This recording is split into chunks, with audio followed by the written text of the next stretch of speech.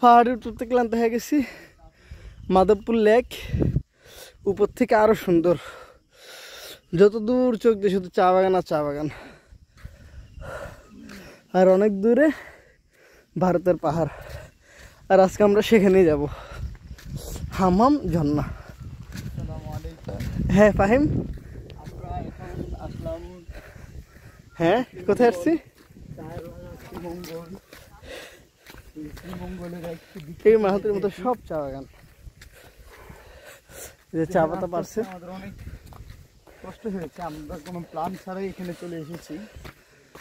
তো এই জায়গাটি হলো মাধবপুর লেক। আমরা 3 ভাই, আমার বড় ভাই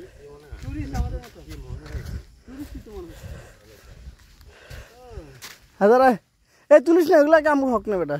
আরে ইয়া, আপনি একা আসছেন ভাই? একদম টুরিস্ট।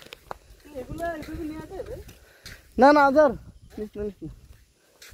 এগুলো যে মালিক খেতার আমগুলো তো দেয় না, যে এগুলো নেয় আর গুঁড়ো নিতে দিছে। এই পুরো লেক জুড়ে শাপলা ফুলের সুন্দর একটা সমারোহ আছে। তো যেতাম, এই যে আধার, সে বলতেছে তার দেখানোর জন্য। ওই আধার এইদিকে দিকে দিকে